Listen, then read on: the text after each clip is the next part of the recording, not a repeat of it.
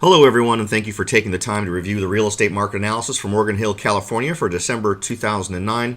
My name is Robert Whitelaw, and I'm a member of the National Association of Realtors. I am also a licensed California real estate broker and a certified ePro. I'm also the president and CEO of Whitelaw & Sons Real Estate Services, serving all of Silicon Valley. Now, there are a variety of ways to get in contact with me. Probably the first and best way is through my website at www.soldbyrobert.com. In addition to finding all the ways to get in contact with me there, you'll also find my weekly podcast called Real Estate Realities. You'll also get access to what I think is probably the best multiple listing service tool available from the area covering San Francisco all the way down to Monterey Bay.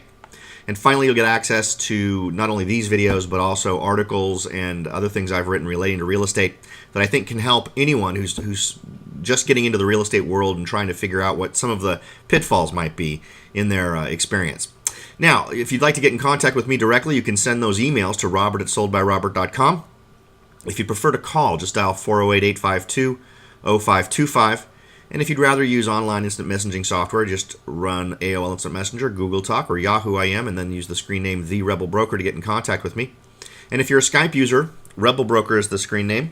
And of course, referrals are always appreciated. If you or anyone you know is interested in buying, selling, or investing in real estate in the Silicon Valley area, please feel free to get in contact with me.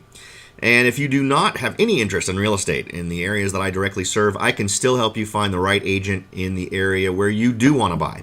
So go ahead and get in contact with me. Let me know if you're a buyer, seller, or investor and what kind of needs that you need met, and I will go through the process of finding the perfect agent for you no matter where you are in the United States. Now, let's go ahead and take a look at the supply and demand numbers for Morgan Hill for December of 2009. Like we see with most other communities here in Santa Clara County, we've had a dramatic decrease in inventory recently. 2009 has really been a turnaround year as far as getting inventory numbers under control.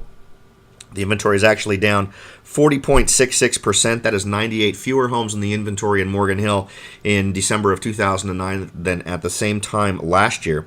That gives us a grand total of 143 homes currently on the market in Morgan Hill. Now, looking at this chart, just keep in mind this is just the month of November. This isn't just looking back month to month. This is just looking back year to year. And you can see that we're really sort of creeping up on the same sort of numbers we had in 2002 as far as inventory numbers are concerned. And given the really dramatic increase we've had since 2004, that's a welcome change for Morgan Hill. Now, let's talk about how many homes have been listed. Another good trend here with far fewer homes added to the marketplace in December of 2009 than at the same time last year. We actually had a decrease of 46.81%. That was 22 fewer homes listed in the month of December than at the same time last year. That gave us a grand total of 25 homes that were added to the market in December of 2009 in Morgan Hill. Then if we look at sales, that's also heading in the right direction. More good news for the community. That's an increase of 38.24%. That's 13 more homes sold in December of 2009 than in December of 2008. That gave us a grand total of 47 homes sold. And that's really an amazing number. I can remember just a year ago in November, December, January, having in some cases as little as 10 or 9 homes selling in a month in Morgan Hill. So that's a very dramatic increase. Now, if we talk about how many months of inventory are available right now, that's basically the ratio between the total inventory and the total number of homes sold. And it gives you two ways of looking at the market. One way is how many months of inventory do you have? If the numbers froze as they are now, how long would it take to sell everything currently available for sale? And that's a little over 3 months. Another way to think of it is a competition index. Right now, for every home that sells, there are 3 homes on the market. So that is leaning, at least for December, more towards sellers than buyers. A little bit more competition for properties that are really good representatives of their price range. So if you've got a home at a price range, you need to look at other homes in that price range and determine that you are the best in that price range. Now, last month, this number stood at 5.75. I think we had sort of a little bit higher number of sales in December than we would have expected. That accounts, I think, a great deal for this. It'll be interesting to see if this is a sustainable change, and it'll also be good to compare this to previous months, which we'll do in a minute, and see what the trend is. See where we were last year, see what the trend was leading up to last year's December, and then what happened afterwards, to see if we can maybe figure out what might happen in the first few months of 2010 in Morgan Hill. Now let's go ahead and jump on over and take a look at the past numbers, but just month to month now. So now we're looking at the numbers going all the way back to June of 2008. And again, we'll start off with those inventory numbers. And we can see the trend line is definitely down. It's pretty hard to miss as far as the inventory numbers are concerned, and that's all good news. You get the usual dip right there in December, which we see in every community. December is just a natural time for inventory numbers to go down a bit. And then we see recovery pretty quickly in January, February, March, as folks start thinking about getting their homes on the market to be sold for the summer season. When compared to November of this year, we had a inventory drop of 14.37%. So that gives us 24 fewer homes in the inventory in December of 2009 when compared to just 30 days earlier in November of 2009. Now, as far as the number of listings is concerned, you can see that's dwindled, and that's typical. You saw the same thing last year to one degree or another. November and December, people just usually aren't thinking about listing their homes. You'll notice that we had a lot more listings last year, and the trend was generally higher. We saw the same sort of decrease, but we saw bigger decreases this year down to lower levels. And I think that speaks to the fact that the winter phenomenon really has more to do with people taking their homes off the market because they can. I think last year there were an awful lot of properties that couldn't go off the market or that had to go on the market during that time frame because that's simply how the timing worked. But this year, clearly, sellers had a little bit more discretion in whether or not they were putting their homes on the market because we saw much lower numbers here.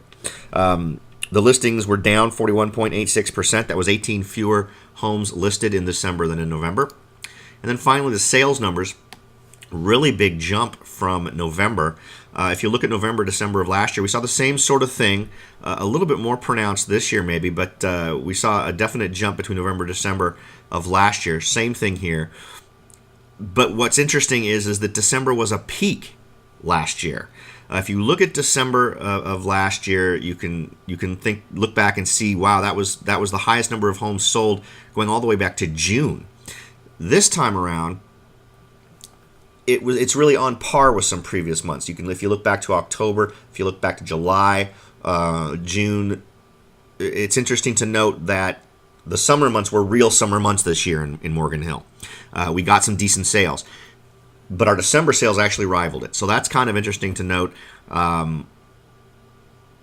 I think that's a little bit more of a healthy market, a little bit more of a normal market where you see those peaks tending to be dominant in the summer months. Now, sales are actually up from November, 62.07%. 18 more homes sold in December of 2009 than in November of 2009. Okay, short sales and foreclosures. What part are they playing in the market here in Morgan Hill? Well, you can see that 51% of the homes that are selling are still conventional homes. That's good news. 19% are foreclosures, 30% are short sales. And last month, what was the makeup of that? Now, conventionals made up far fewer properties, 45% last month, 31% were foreclosures, 24% were short sales.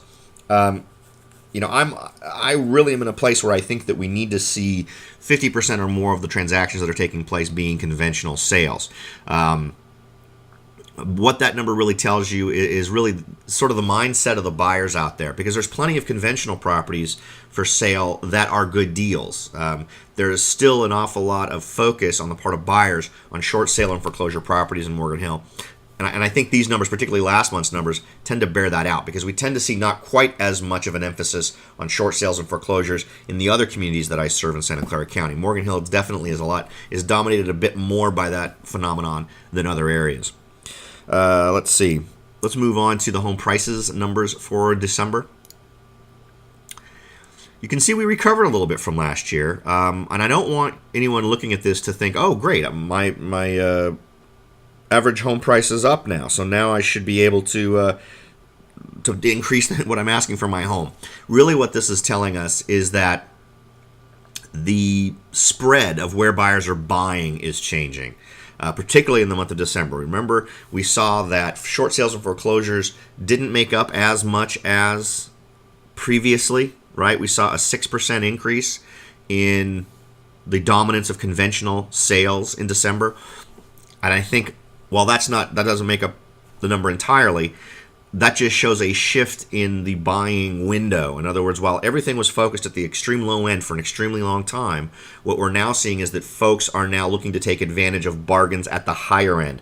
And I know it sounds crazy to talk about bargains at a home that's over $1 million, but the reality is that we have some homes that are selling for $1.2, $1.3, $1.4 million that if you just bought that land and built it, that house would cost $2.5 million. Or that house sold just a few years ago for $3 million. So there's some great deals to be had if you can't afford them on some of the higher end homes. And what we're seeing is some folks are taking advantage of that, and that's reflected in the average price. Not that the real average price has gone up.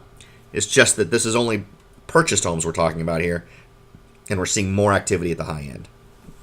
Now, let's talk a little bit about the highest priced home that sold in Morgan Hill. That was at 2400 McDonald Lane. That home sold for $2,525,000. Its original list price, according to the multiple listing service, was $2,750,000. It had been on the market for 527 days. Interesting to note that original list price of $2.7 million is wrong. It was originally listed back in 2008 in August for $4,350,000. So basically what this person got was just under a $2 million discount from the original asking price. Now, why do I point out that number is incorrectly reported by the MLS? Well, it was relisted. It was taken off the market for a little while and then relisted at this lower price.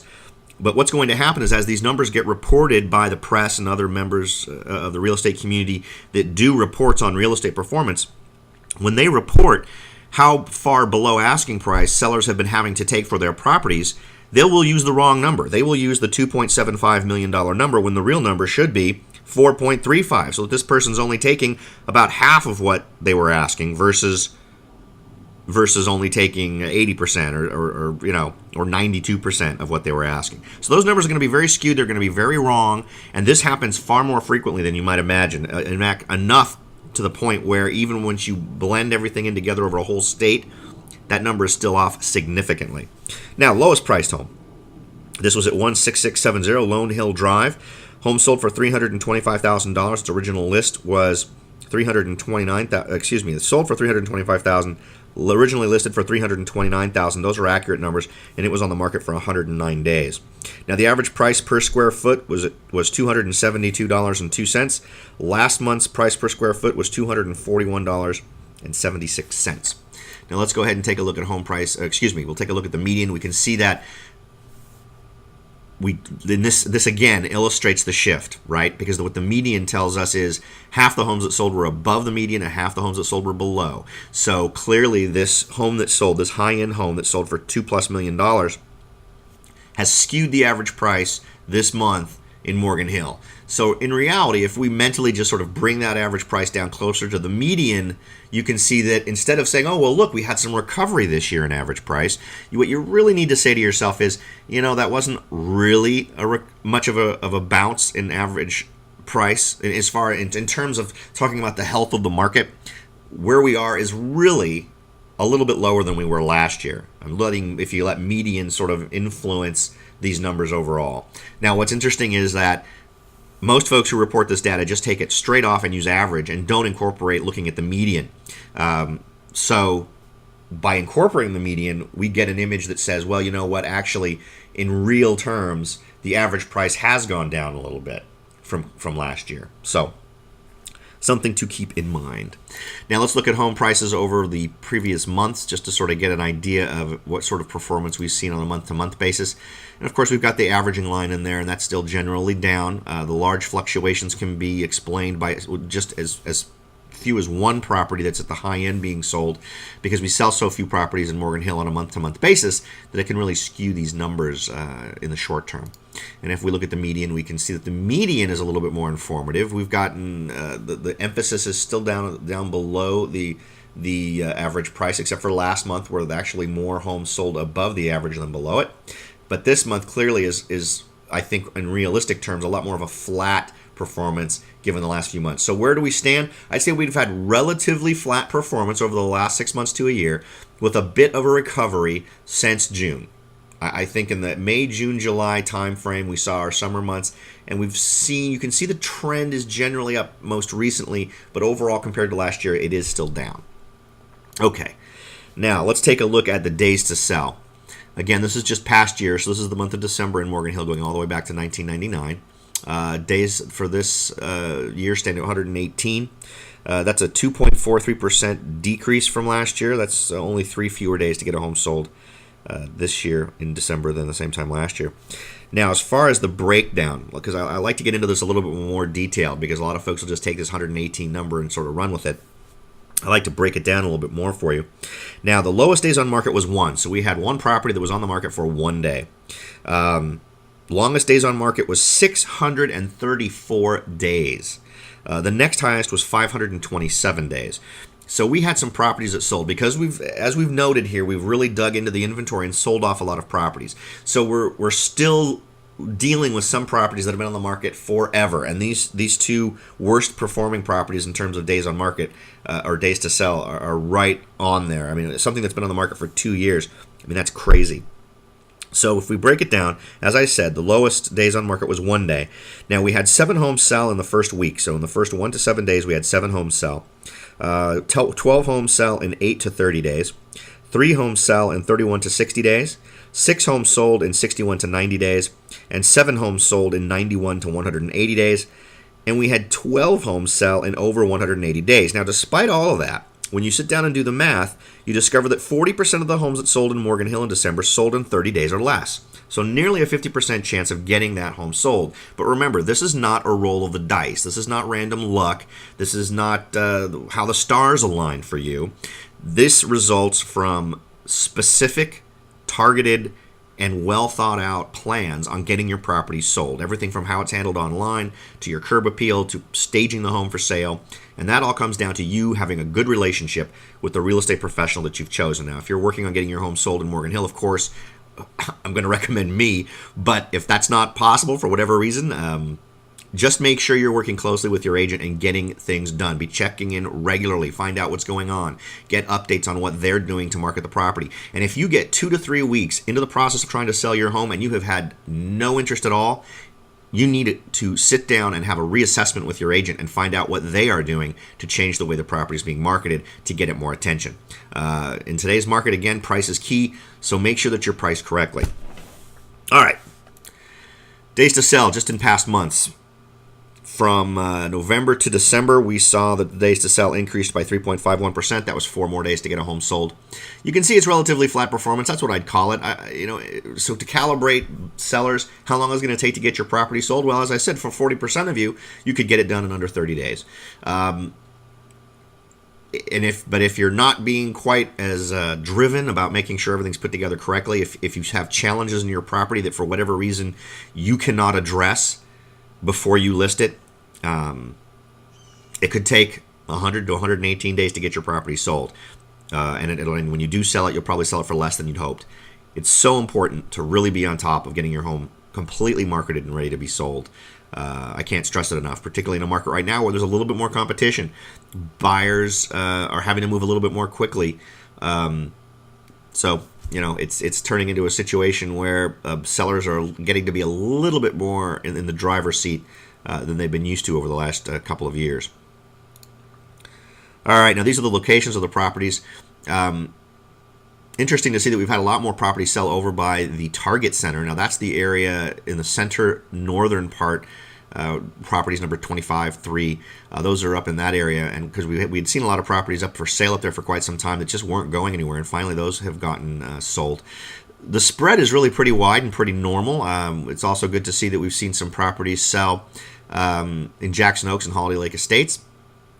Those are up right against the lake up there to the east. Downtown, some good action, but no areas that have been particularly dominant in the market. So sometimes it's just nice to see where all those sales have been happening. Now, that's really all the information I have for you this month for Morgan Hill. I appreciate you taking the time to listen, and I hope this is valuable information for you.